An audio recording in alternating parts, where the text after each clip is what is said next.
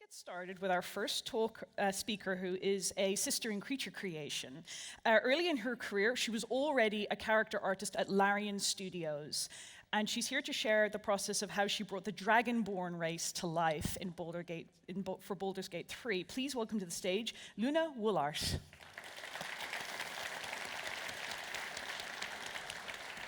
The stage is yours. Hi.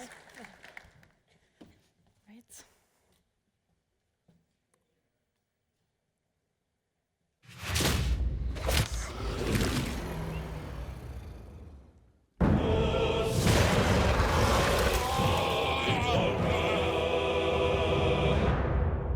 The future of Baldur's Gate hangs in the balance. Will you be the hero and save it from looming darkness? Or will the city crumble under your influence? Explore the vastness of the Forgotten Realms, overcoming its challenges however you choose. This journey is yours to make. Its path and your party shaped by each and every decision. You brought us this far. So how shall we proceed? Fight. Outthink. Aid. Manipulate. Steal. Bargain. The world and its denizens will react in kind. With 46 subclasses and over 600 spells at your disposal, experience true RPG freedom. As a solo adventurer or with a party of friends, become a force for good or sow chaos in your wake. In Baldur's Gate 3, you decide.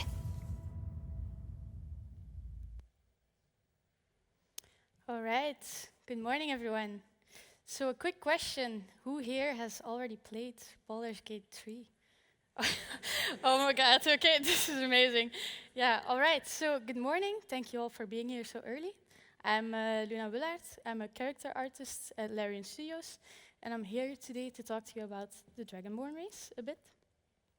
So let's start at the beginning. I think most of you are kind of familiar with Dungeons and Dragons. Yeah, see nodding, great, awesome, so I don't have to explain this. So yeah, the Dragonborn race, a very interesting and complex race in the D&D universe, not only because of their uncommon looks, but also because of their heritage and special features. Now, there are not a lot of depictions of Dragonborn out there, official depictions from D&D, mostly like fan art and IDs, so there isn't much to go by on how exactly they look, but aside from like descriptions. Now, the closest Larian Studios ever got to creating something similar as Dragonborn were the lizard folk in Divinity Original Sin 2. Of course, they're very colorful and fun looking, but for Baldur's Gate 3, we really needed to up it to the next level of fidelity and quality, and we need to push the art style a lot. Now, when creating a player race, there are a lot of challenges. Our main focus and challenge for Dragonborn were balancing time cost and visual feedback and quality, because Dragonborn production was created quite late in the production process. So when you're creating a race, there are some things to look out for. First and foremost, design is very important. How we're going to translate Dragonborn to 3D, how we're going to make them fit into our Baldur's Gate 3 game. Customizability. A lot of player races already had a ton of options, like switching hair, switching makeup, skin colors. How are we going to make the players have the feeling they're creating their own Dragonborn instead of us just providing set meshes? That's a really important one as well. Armor's a big factor in our game. You can loot, steal, murder, kill, and put on any armor you want. So we need to make sure the armors were wearable for Dragonborn. Are we going to design new armors for them because they're going to look very crazy with hind legs or something? Or how are we going to do this? Cinematic scenes. How will Dragonborn interact with our companions? How will they fit in the scene? Will they look up to the same quality? And then, of course, special class features, Draconic Sorcerer, Barbarian. These have feedback like piercings, for example. How are we going to do this on lizard-like, dragon-like creature? So I see you thinking, how, right? This was us in the beginning, like how we're gonna tackle this big scope. So everything starts with concept art. Concept art is a really crucial baseline. It doesn't necessarily mean what is being drawn in the beginning is gonna be what we end up with, but it will give us an idea, a direction, and just like a flow for us to go to, especially for us 3D artists. It's also really important to have something to start with to be able to translate to 3D.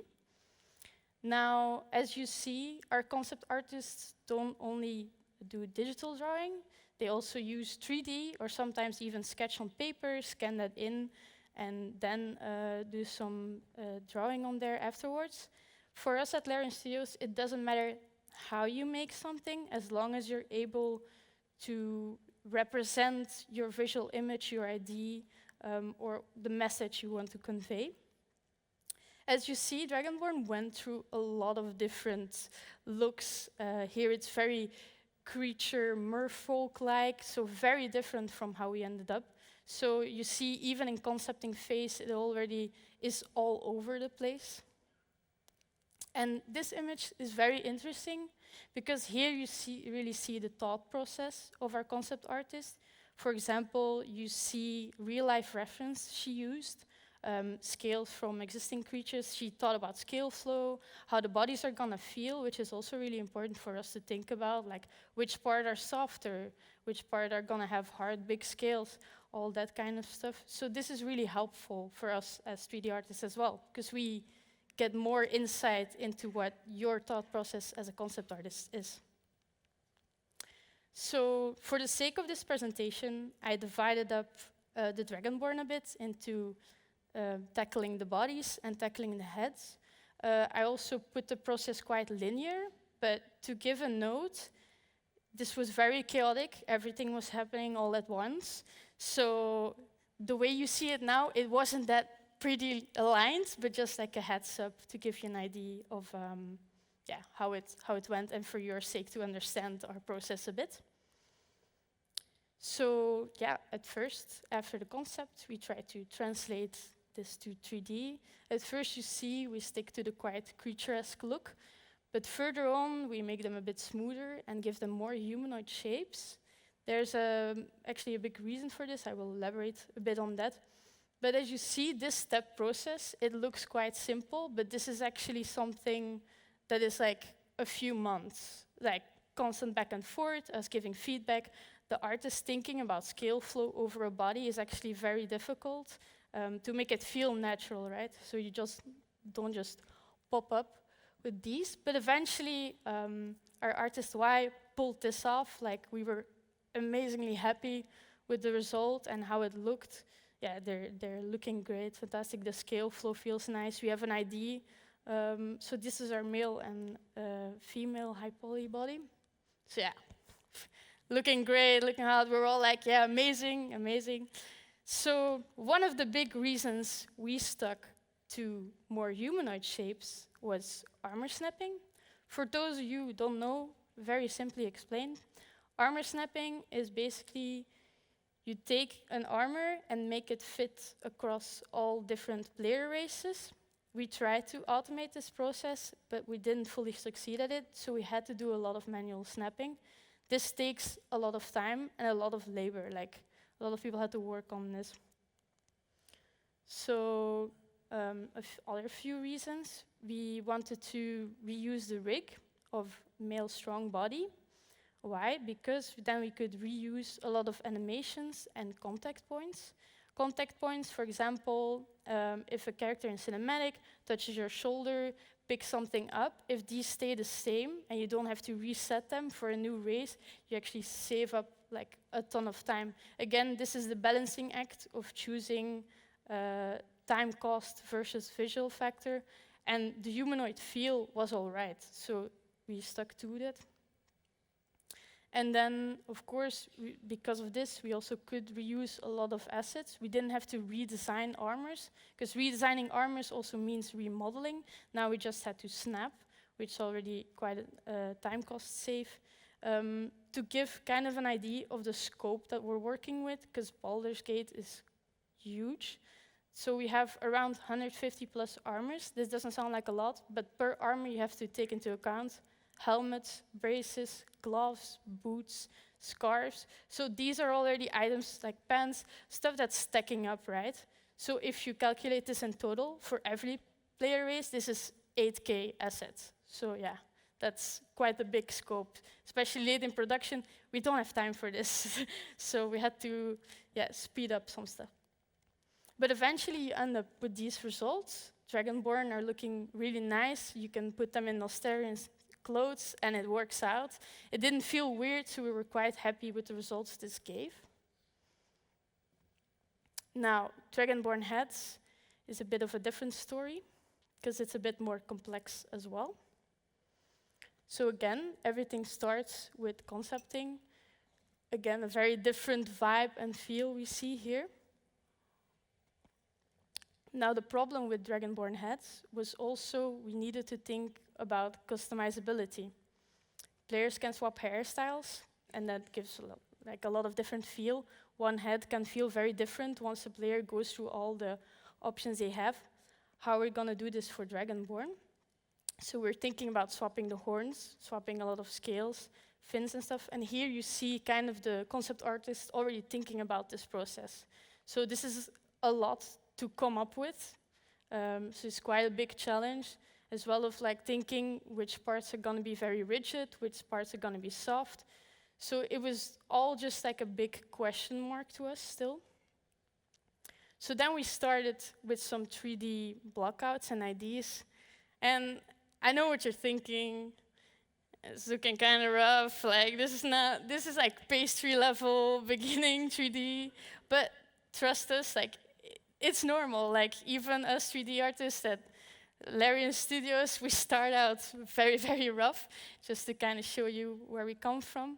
But eventually, through feedback, not only from character art, but also different departments like tech animation, it shapes the whole design and the whole creature. So it's not just you as an artist single-handedly saying, no, I want this to look like that, and I'm going to execute it. No, there are a lot of factors we need to take into account, and this shapes the design as well. For example, more forward eyes, fuller lips for lip syncing. We're also testing head designs, all that kind of stuff. And then eventually we end up with 2 high poly prototypes, looking really good. So yeah, the mood and vibe is really set. We're like, okay, this is cool. The scale layout feels really nice. So we're done, right? Right? Not really. Actually, a lot of that stuff, like the heads, were, for example, only used for NPCs, thrown away for player heads. Stuff like that happens. We did reuse some of the horns. Now, yeah, there were a lot of requirements for these heads, because it's a player race. They need to talk. They need to show a lot of emotion in cinematics. The player really needs to feel. If your Dragonborn is sad, it doesn't just stay neutral. It really needs to look sad. So think about proportions in cinematic shots is also a thing. We wanted to reuse a rig, because again, time save cost. Then our customization, attachment, I explained that a bit. Also piercings needs to work on these guys, so how are we gonna do that? Then beards, hair. At Larian, you're kind of expecting crazy stuff to be demanded, so you're preparing for that. Because one day Sven can walk in and be like, I want that Dragonborn to have a mustache. So we're like, let's just prepare for this, okay? And then also helmets need to fit on these guys. How are we gonna do that? Yeah, later. So anyway, when we're making the base low poly for Dragonborn, this is where really the love shines through between tech animation department and character art department. We only say kind things to each other. No, but we really need a lot of their input and feedback. So the idea for the heads for Dragonborns was kind of to deconstruct the model, so have the attachment separate, and have one clean base head. This is the same for other player races. And then we needed to figure out the topology. This is a really, really crucial step, because this decides everything for all the heads that are coming up of the Dragonborn. So yeah, there was this is I think more than a year back and forthing between artists and tech animation, sending over files, and FBX says, this vertice needs to go there, and that kind of stuff. Mouth topology, don't start about mouth topology, it's horrible. But anyway, they like if you give them a sphere, so we gave them the smoothest Dragonborn boy yet, just to satisfy them a little bit, because first we had the idea of, yeah, we're gonna add a ton of spikes. No, just a clean head. But then, once that is kind of set up, you can start setting controls, and this is the same for all heads. So you can share animations between humans, Dragonborns, and sometimes this is also for other creatures. So when they say, oh yeah, we want to make them smile, there you go. So this also, again, time factor. Now, during the process of developing these Dragonborn, we were also with the idea, we want Dragonborn to have short snouts, middle length snouts, long snouts. So we also did a lot of testing with cinematics. And it was rough, a lot of back and forth again. We even made a few short snouted heads, high polys, and just yeeted those, because eventually we decided we're gonna stick with the long snouted heads. Because if you can't kiss Halcyon, what's the point, right? But it was a bit too much. We didn't have time to fully set up the system for all the different lengths. Now, this is our final look of the base head. This base head will then be used for all the other heads in the sense of if we make a new head, we're gonna kind of blend shape the base head to the new head shape. And then we have the same vertex order, and everything is still in place for our systems. Now, when making attachments, this was also really important. Since we artists really like colors, Tech Animation was so kind to provide us with a very colorful example. These are our zones for attachments. So white zones are zones that are very rigid. There's not a lot of movement here. Nothing's really happening, so we can go super crazy in design there, while red zones deform a lot, because this is the zones where they blink, where they talk, so you can't just put a horn randomly at the top of the lip, because it's gonna bend really weird. This is not gonna work, this is not gonna feel natural, so this is a problem. So here we had some guides for us when creating attachments on how to approach this. Now, because of our existing tools were based on vertex order, we could reuse them by just saying, for Dragonborn, it's these points, and then we could, for example, have our bearded Dragonborn, and also our locators for piercings. So we're not sure how we felt about them. We're like, well, that kind of works, kind of don't. We'll just maybe safely not show Sven, we don't know. But the system works, that's the most important thing. Now, in designing, this is a small example of my reference board. I am known to be a ref hoarder, I know, but I also think it's really important. Of course, this board is something I think of 1 year, 1.5 years, so me just throwing everything in there. I have colleagues who are fine with just 20 images. I'm not. I think I know every fantasy dragon out there on the internet by now, just to get inspiration. Because as you saw in our initial concepts, we deviated a lot because of technical reasons. So we were also expected to design, but our concept artists were quite busy. At Larian, it's kind of normal. You as 3D artists also do some designing, or think about how you can make something better. So this wasn't really a new thing, but this is a thing at Larian. So in order to design, we're also thinking, okay, what's the system? How are attachments, customizability gonna work? So first we were thinking, okay, a lot of crazy ideas, fins, spikes, fun stuff, maybe 6 things players can swap around, And we started working with that, but then we noticed getting everything to fit, because this is the main thing, everything needs to fit and it can't clip, is a bit of a problem. This is a hassle. We can't do cool stuff like bring horns forward or do crazy loops. No, we're very limited actually.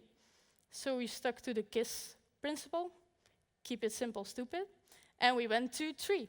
And this actually created a lot of more creative freedom for us, because we could go crazy on the top attachments and not have too much interference from the jaw or the chin.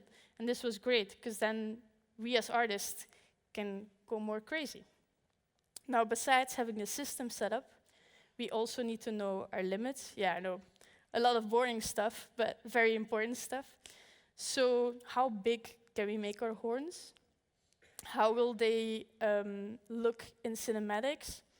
How will they be clipping if we make them too big? So all of these things need to be tested. All of these things were also happening at the same time. So we made a base mesh, gave it to cinematics. Is this too big?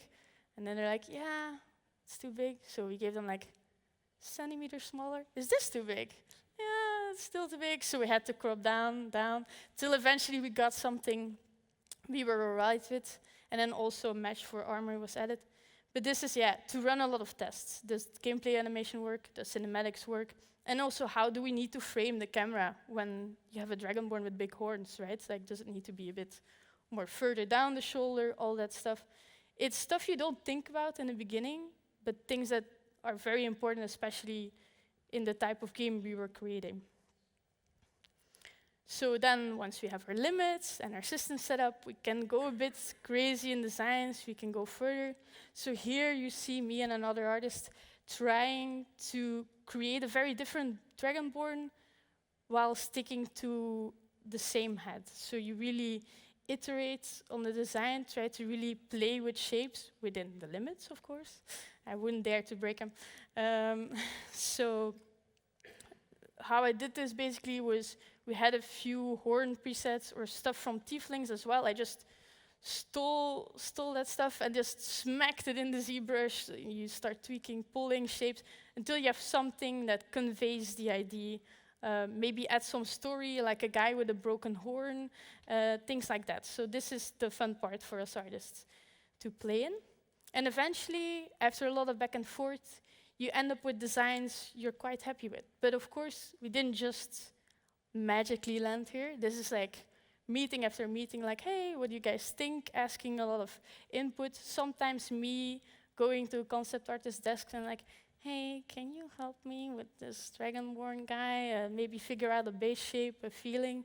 Then they do a little overdraw, and then I can go away. So it's not like the concept artists weren't involved at all anymore. It's just like, who had the time at the time, you know?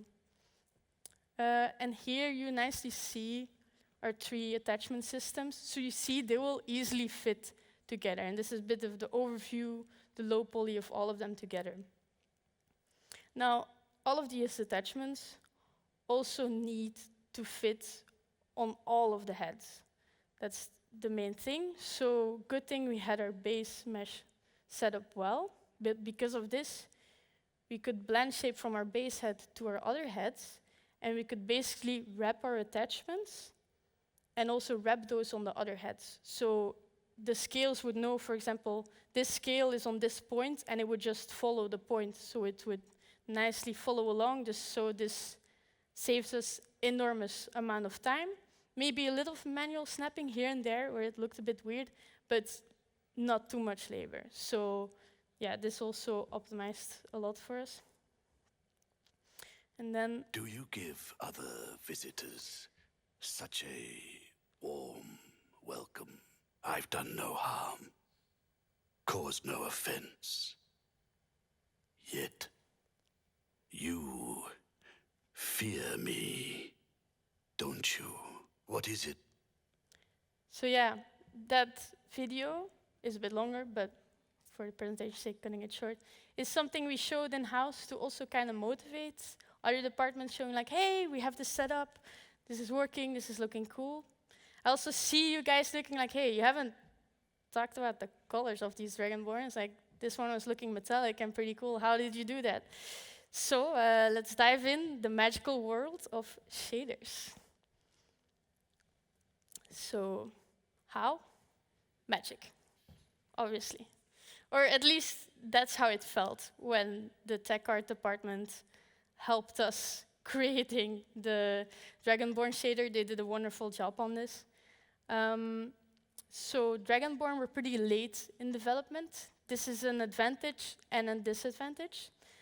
Disadvantage, you need to fit in the image quality compared to other stuff in Baldur's Gate. It needs to work, needs to look as believable as the rest. But at the same time, we can build on top of existing pipelines. So here's an example of our human skin shader. Human skin in real life exists out of different layers. We try to recreate this in-game as well to get as close as reality as possible. So here you see our different color maps. For example, hemoglobin are all the red values in our skin, so all the blood vessels, the red around your lips and that stuff. So that's how we divide it, then we compile it, and then we ship it, and then we get skin. Now, for a Dragonborn, the problem was we do not only have skin, we also have scales. If you feel your nails, this is the same, your nails consist out of the same protein as lizard scales and snake scales, so it's a very different material compared to your skin. So this is something we need to think about. How does it work? What does it consist of? And how do we recreate this in-game? So that was like a big challenge as well. And here we're very heavily reliant on our tech art team. They need to provide us with previews in Substance Painter, with shaders in Substance Painter, shaders in Engine. They have to build the Dragonborn shader in total. If you look at this real-life example of lizard scales, you see they're quite colorful. There are a lot of colors in there, so we also want that, of course. And then also, because we love our tech art department so much, we were like, yeah, but we also want metallic features in there and accent colors, and we want the pearlescence effect, and it needs to work with all the dirt and blood on top. So you can create that, right? And they looked at us very happily. But they pulled it off, the amazing people that they are. So here you see the example, the little skin red square. It's quite bleached out here on the screen. But that's like the human skin shader. So we had, for the Dragonborn, we had the human skin, ×2 for the scales, plus accent colors, plus pearlescence effect, and then up top, dirt of blood. So this was a shader that was pushing everything, optimization and all that stuff as well. So quite heavy. But to give an example of how this looks in Substance Painter, we also have our different maps, but we have a few extra as well. For example, our MSK cancel, this one here, we kind of show, for example, the difference between skin and scales, and melanin cancel, stuff like that. And then our accent map, where we want some extra highlighted stuff or customizability and all of that. Now, all of that resulted in the following. So we have our Dragonborn here. So eventually this was a shader of 47 parameters. This is all for one color. But this did make us able to make, for example, a white Dragonborn with pearlescence effect. And in the same shader, we could create a black, dark, metallic Dragonborn with red accents, for example. So we could go from one extreme to the other. That was kind of the cost of it, but also the goal and the thing we wanted. And we really maxed out on our texture maps. Like 16 was max, and we used the max. Now, for special classes, Draconic Sorcerer, other player characters had the subclass as well, and it was there was visual feedback of this. So you could see the ancestry of the Draconic Sorcerer heritage. They got metallic scales on their skin. You could color customize them, all that stuff, depending on heritage, all of that. Of course, we can't put scales on top of scales for Dragonborn. That would not work. So what did we do? Since we maxed out our mapping, we took our accent map, and I drew a pattern on it to make it all look magical and swirly. And then we made it able to, the programmers also to be able to customize it, have it metallic, non-metallic, change the colors, all that kind of stuff. And because all the heads shared the same UV, we could just have like one pattern for the head. And this resulted in the following. But for all the attachments, we had an accent map and a Dragon Sorcerer accent map. So those maps were switched around if you picked the class. That was also a bit of a setup we needed to go through, but it was eventually worth giving the visual feedback to players for this.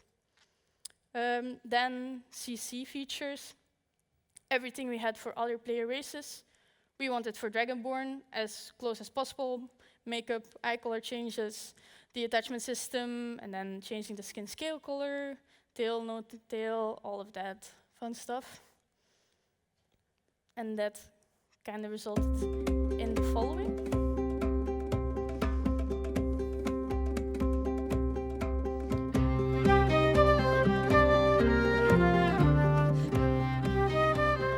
So you see a lot of colors within the Dragonborn CC options. There are in total, I think, over 170 plus colors for Dragonborn. Remember, 47 parameters set up, just a reminder. So this is, quite a lot of work, but definitely worth it. Then later on, piercing options as well. Something we also tried to make kind of similar as the other player races. Draconic sorcerer options, with of course the color options, and so whatnot. So yeah. Oh yeah, remember those helmets? We forgot to? Well, not really, but we postponed them quite a bit. Now we had our cool Dragonborn designs, and we're like, okay, they're looking great. We want to keep that, the attachments, all in that. Now our main problem is we need to be able to fit helmets. So one of our concept artists did a great job making some redesigns, but this also meant remodeling. We didn't have the time to remodel every helmet. Again, the armors are stacking up. To just give an idea on how much helmets, it's like per head, you had all the attachments available, so all different sizes. So how did we solve this? We added joints to each attachment and snapped those to the helmets in the engine. So we basically rigged the helmets on top of each type of attachment. Shout out to our tech animation guys for making this happen. But here you see a good idea of how big your scope gets without you thinking about it, noticing. So yeah, that's it escalates very quickly. But eventually, we got there. Players were able to put on silly hats on their Dragonborn helmets. Some results look a bit derpy, others look quite fine. It's still like area for improvement, but we're quite happy we managed to be able to set the system up. That was like a really big thing. So yeah, eventually Dragonborn were thrown out into the world. We saw our players connect with it. This was the greatest thing ever, just like seeing people create their own, having crazy adventures with it. Like, that's worth everything to us. So yeah, then you end up with some results you're quite happy with. I know in this presentation, it's called the artistic pipeline of Dragonborn. I didn't delve too much in designing, sadly, but it's also, this was to show how much technical requirements and other departments influence your design. It's great to create something cool in concepting, but sometimes you gotta meet certain points, especially with a player race. This is a very complex thing. And then, yeah, it changes a lot. It changes how you design, how you look at things, how things evolve. Because this, compared to our initial concepts, is quite the range, right? But yeah, thank you for listening, everyone, and for being here so early. And if there are any questions, feel free to ask.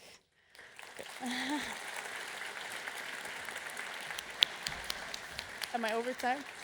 We're doing very well for time. Okay. We have time for a lot of questions. Awesome. So that was an excellent presentation. Thank you very so much. I particularly like the arm designs of the Dragonborn. It's this lovely mix of crocodile and human anatomy. It's really, really lovely. It looks really good. Yeah, shout out to Y for that. He really pulled that off nicely. Well, we have time for questions, but while you're all thinking of your questions, I have a question actually. So before I was a creature designer, I wanted to be a reptile scientist, and I was curious if there was any interesting reptile anatomy or reptile facts that you learned while developing the Dragonborn that maybe you want to share, that maybe incorporated into the design. Well, one of the things was like the nail protein I discovered that we have the same. I think it's actually quite cool. It's like, oh, we have a little creature in us, so to say. But there are not a lot of on top of my head. Like we do have a lot of people in the company when you're working on this, and they're like, hey, did you know this lizard has 2 penises and that kind of stuff? So you're always like very surprised by those facts. But Be in the game. yeah, it's yeah. I had to design the genitals for them, so that was a really fun time. Like everyone just hugging around your screen and like, do you know this website though? And I'm like, hold up. So with the 2 penis thing, was your reaction kind of like that meme, like? Well, it's like I had some crazy ideas and I tried to incorporate them, but again, time cost, and my lead was kind of like, maybe tone it down a little. We don't need this flower to unfold and like alien that stuff. So I know nothing about these websites you're talking about. I've never even heard of Furafifty. Anyway, do we have any questions from the audience? Oh, we've got heaps. I believe there's people with mics who are able to take the mics. Is this the case? I don't know. Tech people, is that the case, or do I need to do the miking? I do know there's some mics here up front as well. Wanna share that? Oh, thank you. the morning. It's morning. Yeah, it's Everything. still early setup, but that's good. It's chill. So we had hands with questions. I saw this guy at the front being really motivated here. Yeah. Saw the question right away. We have a lot of time for questions, by the way, so. Is it a different one? Let me ask you like this. What about the tails? The tails. Yeah, so I didn't go too much over those because there wasn't, because a lot of things were already set up for tails. It was just like we kind of made them and fitted them in. There's nothing special to mention unless you have like a very specific thing. Was there an internal discussion about whether to include tails or not? Yeah, kinda. Well, it's most of the time you have this thing of like, yeah, we want to, as artists, we want to incorporate tails, and we're kind of discussing with other departments, is it possible to set this up? Like programming-wise in CC, tech animation-wise in the rig. But since we had tieflings, we kind of had the system down already. Again, one of the advantages of later development. So including them wasn't too hard. So yeah, it was like a discussion that was easily solved. Of like, we want tails? Sure. This mic is working, by the way. I don't know if you can. Okay, they're both working now. Wonderful. Thank you, tech team. Any more questions? Was this by far the hardest race to make? I think every race had its challenges. Of course, it was, in a sense, I think yes. It's quite hard. I worked on this production a lot, so for me, it's now kind of straightforward. But there was a lot of discussion back and forth. There's a reason we put it off quite late to first develop all the other things. I think in general, from where we started, DOS 2, to get to Baldur's Gate, everything was quite a challenge and quite a development. So yes and no, if that makes sense. Like it was all together. Like, but yeah, there was still a lot to figure out, but we managed. Did it just happen that way, that Dragonborn were late, or was it that they were possibly not going to be included as a race? No, we definitely wanted to include them. It was just because of the hardship of it. It was also kind of, and we were first also looking in upping our fidelity for other races, for player races, for our tieflings. There was also a lot of stuff to figure out. So all of that kind of pushes it back a bit, but we were definitely like, we want Dragonborn to be in there. We just weren't saying it because it does set expectations, and it's also like, yeah, you always have to take into account if it would fail or not. But we were pretty set on like, Alena was like, yeah, we're gonna get those in there. The technical limitations, and Yeah, the priorities. It's of just the like you're production. also still focusing on a lot of other stuff, figuring that out. But yeah, the production took 6 years, so it's like, it's a big process. How many years in were you when Dragonborn were first being developed, when they started production? I started as an intern, so let's say maybe the last 2-3 years or something. So I was like doing my internship, and I think after maybe half a year, I was like, hey, those Dragonborns, you need help with those, and That's so awesome. yeah. Wow. That's how I kind of got like into it, because our other artist was taking quite a load, and then I helped out, and eventually grew into the pipeline a bit. That's awesome. I love that. Yeah, it's also I got the opportunity thanks to my lead, so Wow. so shout out to her. That's very inspiring. Yeah, I'm very humbled to do so. Yeah, sorry. Any more Yes, questions? any more questions?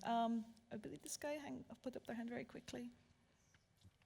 Are you getting your steps in today? Sorry about that. What was your favorite and least favorite part on working on this? Favorite part, definitely designing. I mean, it was great to see your creations come to life, and like the high poly stuff, getting into the scales and details, learning that, because I'm still a young artist. I'm learning a lot, so learning how to make scales in 3D was also very interesting to me, and just fiddling around with the design ideas. The least favorite, I guess, when like the last couple of days, I needed to do a lot of character creation setup, and that's just like copying code, pasting code, copying code. Like, oh no, this color swatch is not right. Let me just go through the list, and it was quite a tedious process, a bit more boring. So I guess that, but like texturing and modeling, definitely my favorites. We topo. It's like, okay, all the spikes was like after a few days you were like, and another one, and another one. But yeah, overall fun. So I believe you will be around for the rest of the day. If anybody has any questions, are they welcome to Yeah, come feel to you free and to ask? just come up with all your questions. Hope I can answer them well. That's awesome. I really enjoyed your presentation personally. I'm glad you went into the technical aspects and the limitations. This really gave an idea of what a production is truly like. So thank you so much, Luna. Yeah. A round of applause, please. Happy to help. Thank you so much.